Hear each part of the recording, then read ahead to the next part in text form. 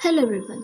तो आज हम पढ़ेंगे क्लास 3 के साइंस का chapter number 8 man the living machine, यानी कि मनुष्य जो कि एक जीवित मशीन है।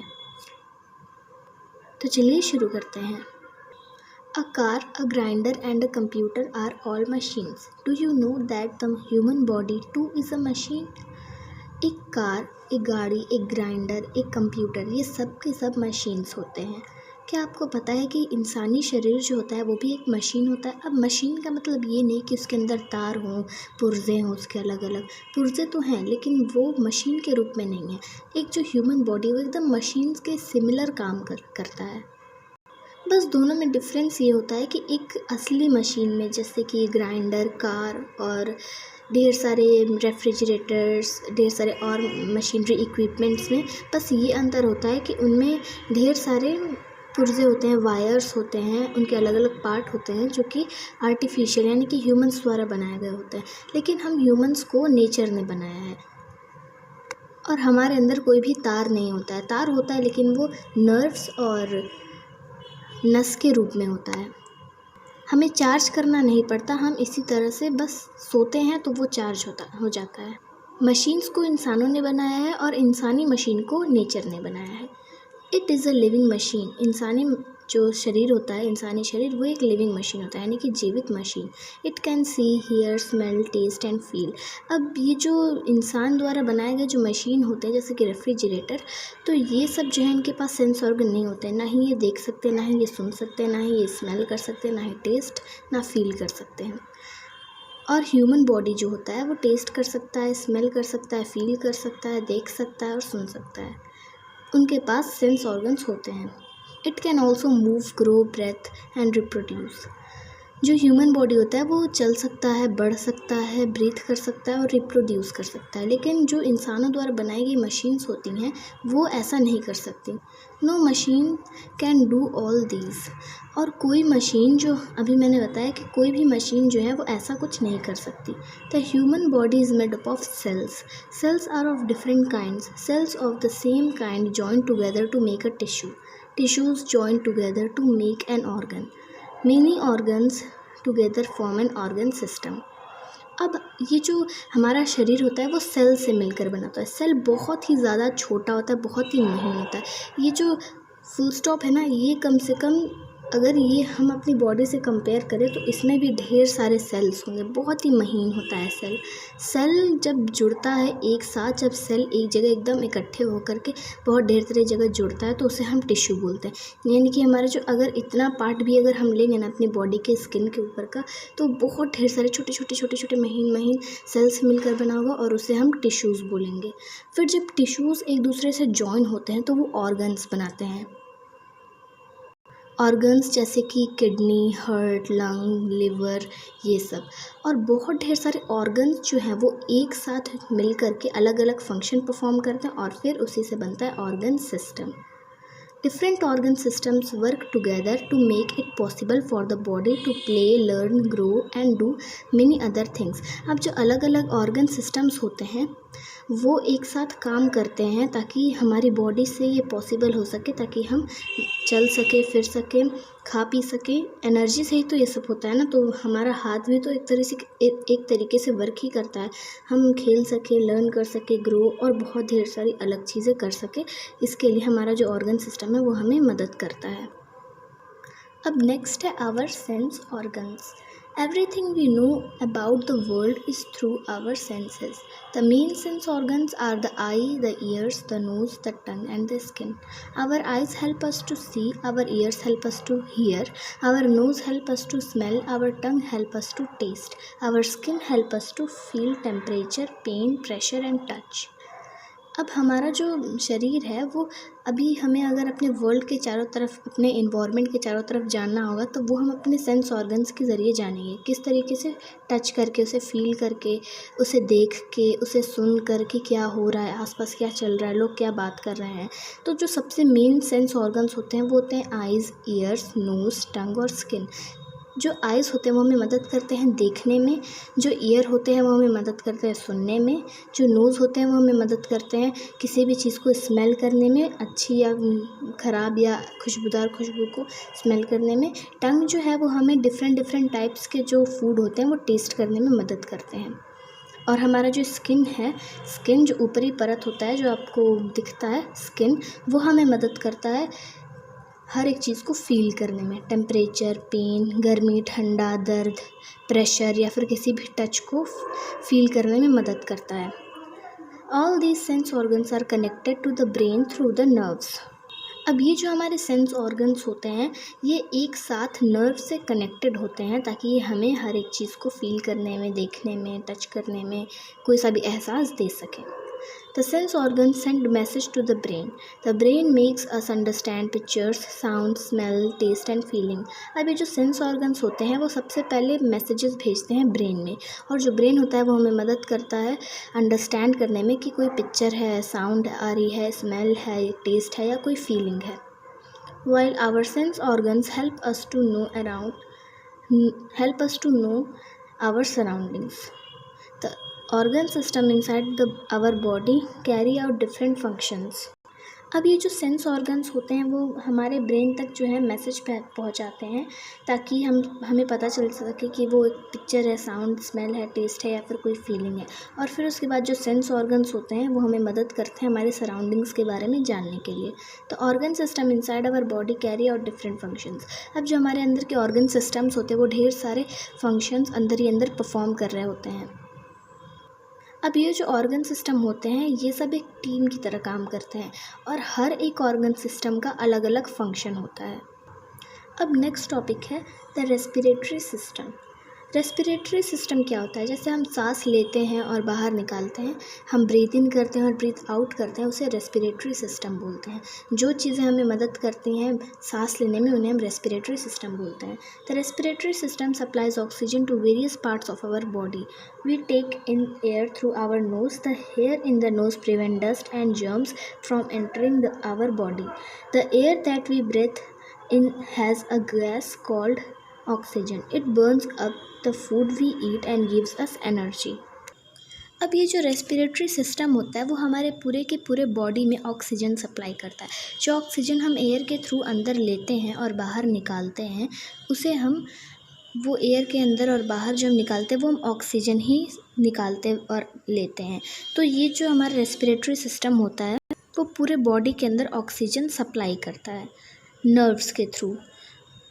और हम जो अपने नाक से जो सांस अंदर लेते हैं उसमें बहुत ढेर सारे डस्ट और जर्म्स के पार्टिकल्स होते हैं। तो जो हमारे नोज़ के अंदर के जो हेयर्स होते हैं वो डस्ट और जर्म्स को अंदर ही एकदम प्यूरीफाई कर देते ताकि सिर्फ़ और सिर्फ हमारे बॉडी में जो रेस्पिरेशन का प्रोसेस हो उसमें प्योर ऑक्सीजन हो। ज़्यादा तो नहीं हो पाता लेकिन थोड़ा बहुत जो है वो हेयर ये बचा लेते हैं डस्ट और जर्म्स को अंदर जाने से, हमारी बॉडी के अंदर जाने से। ऑक्सीजन हमें डाइजेशन में भी मदद करता है। जो हम ऑक्सीजन अंदर लेते हैं और बाहर निकालते हैं, जब हम अंदर लेते हैं तो हमारी पूरी की पूरी बॉडी में सप्लाई होता है। तो जो हमारा ऑक्सीजन होता है वो हमें एनर्जी देता है।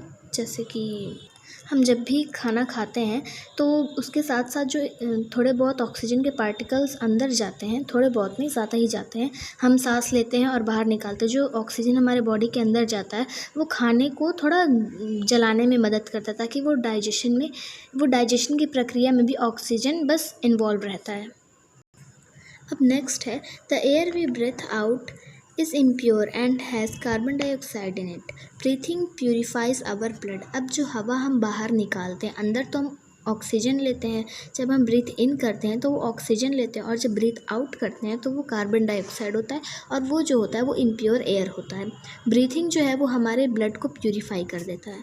अब हमारा नेक्स्ट टॉपिक है ब्रीथ करेक्टली। वी शुड, हमें कैसे ब्रीथ करना चाहिए? ब्रीथ इन फ्रेश एयर, एकदम साफ एयर में ब्रेथ करना चाहिए।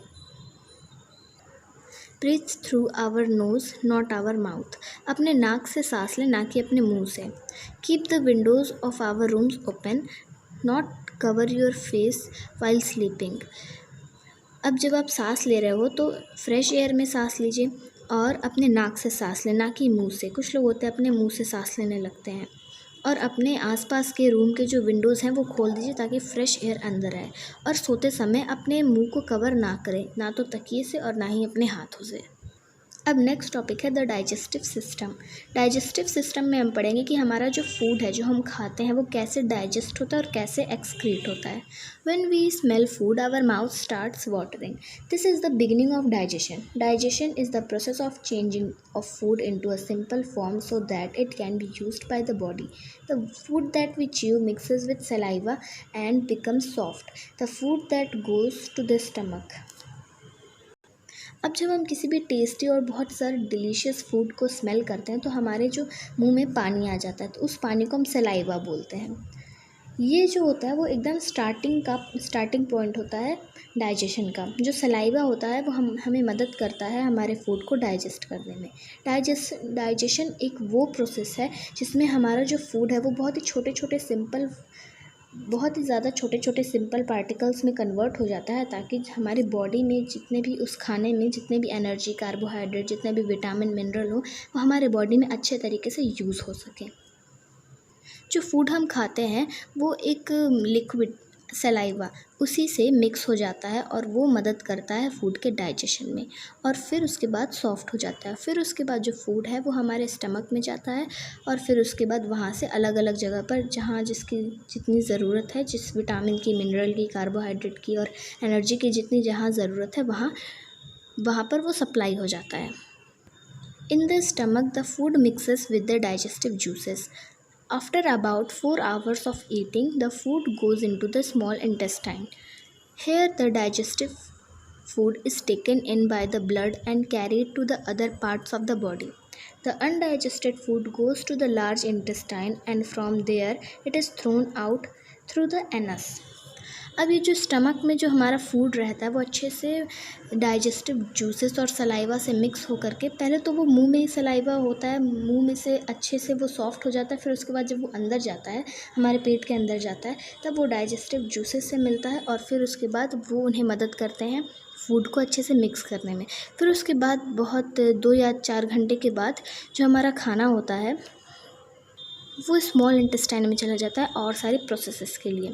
फिर यहाँ पर स्मॉल इंटेस्टाइन में जो डाइजेस्टिव फूड होता है हमारा, वो ब्लड में चला जाता है। उसमें जितने भी छोटे छोटे पार्टिकल्स होते हैं वो हमारे ब्लड में चले जाते हैं और अलग अलग जगह पर ट्रांसफ़र हो जाते हैं जहाँ उसकी ज़्यादा ज़रूरत है।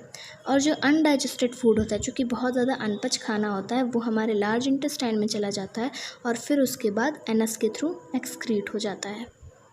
इस 8.4 फिगर में पूरे के पूरे डाइजेस्टिव सिस्टम को एक्सप्लेन किया है। सबसे पहले वो माउथ में एंटर होता है, और माउथ में ही यहाँ पर किनारे किनारे सैलिवरी ग्लैंड्स होता है जहाँ से सलाइवा, वो वाटरी लिक्विड प्रोड्यूस होता है। फिर मुंह में जब हम उसे अच्छे से च्यू कर लेते हैं उस फूड से मिक्स करके, तो वो यहाँ से ये फूड पाइप होता है, फूड पाइप, यहाँ से वो अंदर तक चला जाता है स्टमक तक। स्टमक के बाद स्मॉल इंटेस्टाइन में जाता है, वहाँ से हर अलग अलग जगह पर जहाँ पर उसकी ज़्यादा ज़रूरत होती है विटामिन, मिनरल्स की, वो वहाँ पर पहुँच जाता है। फिर उसके बाद जब उसका पूरा प्रोसेस हो जाता है और जितना फूड बचा होता है वो लार्ज इंटेस्टाइन में आ जाता है। ये लार्ज इंटेस्टाइन है और ये अंदर वाला स्मॉल इंटेस्टाइन है, और फिर उसके बाद एनस के थ्रू एक्सक्रीट हो जाता है। अब नेक्स्ट है the circulatory system. Circulatory system में क्या क्या इन्वॉल्व होते हैं? हार्ट, ब्लड और ब्लड वेसल्स, जो कि पूरा मिला करके सर्कुलेटरी सिस्टम बनाते हैं। सर्कुलेटरी सिस्टम में क्या होता है? जो हमारा हार्ट होता है वो ब्लड को अंदर लेता है, बाहर निकालता है, पॉप इन करता है, पॉप आउट करता है। यानी कि जो हमारा हार्ट होता है वो पूरे के पूरे खून को हर बॉडी के तरफ, बॉडी में हर एक पार्ट तक, हर एक जगह तक ट्रांसफ़र करता है। जो हार्ट होता है वो हमें ब्लड को पंप करने में मदद करता है अलग अलग बॉडी पार्ट्स में। जो हार्ट होता है वो हमारे ब्लड को पंप करता है स्मॉल और बिग ब्लड वेसल्स के थ्रू। अब नेक्स्ट है हमारा the nervous system. This system contains of the brain, the spinal cord and the nerves. The nerve system control all our actions like seeing, hearing, walking and learning. तो जो हमारा nervous system होता है, जितने भी आपको आपके हाथों पर नर्व्स दिख रहे होते हैं, जो ब्लू कलर के होते हैं, कुछ बहुत ज़्यादा वायलेट कलर के होते हैं, एक रेड कलर के होता है, अलग अलग ब्लड वेसल्स का अलग अलग नाम होता है। एक आर्टरीज़ है, एक कैपिलरीज़ है और भी अलग अलग टाइप के नर्व्स होते हैं। तो जो नर्वस सिस्टम होता है उसमें ब्रेन इन्वॉल्व रहता है, स्पाइनल कॉर्ड और हमारे पूरे के पूरे नर्व्स। तो जो ये नर्वस सिस्टम होता है सारे के सारे हमारे एक्शंस को कंट्रोल करता है, जैसे देखना, सुनना, चलना और किसी चीज़ को याद करना। अब है नेक्स्ट द स्केलेटन सिस्टम। जो हमारे हड्डियों का कंकाल होता है ना, उसे स्केलेटन सिस्टम बोलते हैं। Our body is made up of 206 bones. These bones together make up the skeleton system. The bones give shape and support to the body. We can stand, walk and move because of our bones. अब जो हमारा body है, पूरे के पूरे body में 206 bones पाए जाते हैं। ये जो बोन्स होते हैं वो एक साथ मिल करके, एक साथ में जुट के मिल के स्केलेटन सिस्टम बनाते हैं। और जो बोन होता है वो हमें शेप देता है और सपोर्ट देता है बॉडी को शेप देता है और सपोर्ट देता है। हम चलते हैं, फिरते हैं, खड़े होते हैं और मूव करते हैं, किसकी वजह से? सिर्फ और सिर्फ बोन्स की वजह से। नेक्स्ट टॉपिक है हमारा the muscular system. Our muscles along with the bones help the body and its parts to move. अब जो मस्कुलर सिस्टम होता है ये हम किसे बोलते हैं? मस्कुलर सिस्टम हम इसे बोलते हैं। ये जो हमारे पूरे स्किन के ऊपर जो एक्स्ट्रा जो फैट होता है, मोटे मोटे हाथ, सबसे ज़्यादा मेन के पास जो होता है वो बहुत ज़्यादा मसल्स होते हैं।